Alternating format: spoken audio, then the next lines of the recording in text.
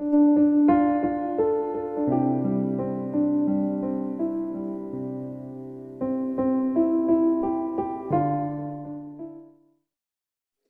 pagi, sahabat yang baik hati. Marilah menggunakan waktu sejenak di pagi hari ini untuk berdoa, membaca dan merenungkan firman Tuhan sebagai sumber kekuatan, inspirasi dan motivasi bagi kita.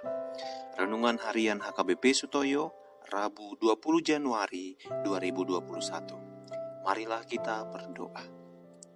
Damai sejahtera Allah yang melampaui segala akal dan pikiran, itulah yang menyertai hati Bapak, Ibu, dan saudara-saudari sekalian di dalam Kristus Yesus Tuhan kita. Amin.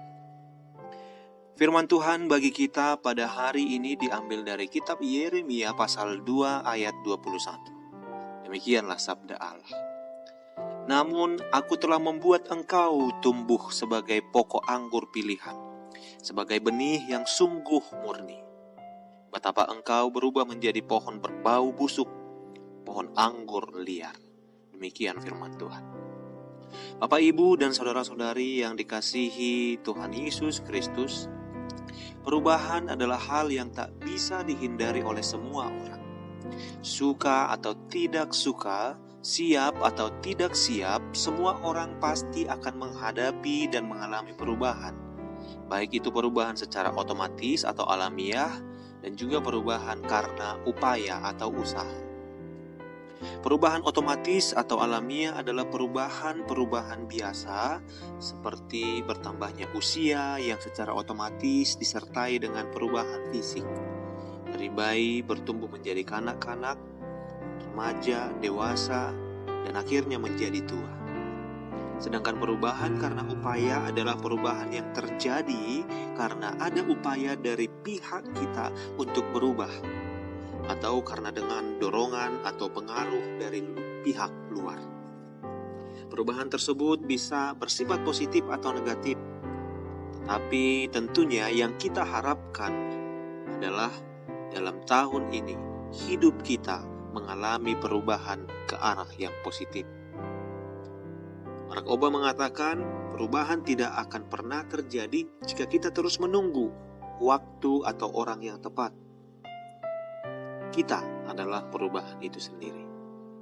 Saudara yang terkasih, berbeda dengan bangsa Israel dalam ayat renungan pada hari ini. Bangsa Israel malah berubah ke arah yang negatif. Oleh karena itulah, melalui Yeremia, Tuhan mengungkapkan kekecewaannya terhadap bangsa Israel yang adalah bangsa pilihannya. Betapa Tuhan telah mengasihi mereka sedemikian rupa, merawat, memelihara, menjaga, dan melindungi mereka dengan harapan supaya mereka dapat tumbuh menjadi pokok anggur pilihan dan berbuah lebat. Yang terjadi apa? Mereka tumbuh menjadi pohon yang berbau busuk, menghasilkan buah yang masam dan semakin liar. Artinya, mereka telah menunjukkan perubahan yang negatif. Bahkan mereka telah meninggalkan Tuhan, mengikuti dewa kesia-siaan sampai mereka menjadi sia-sia.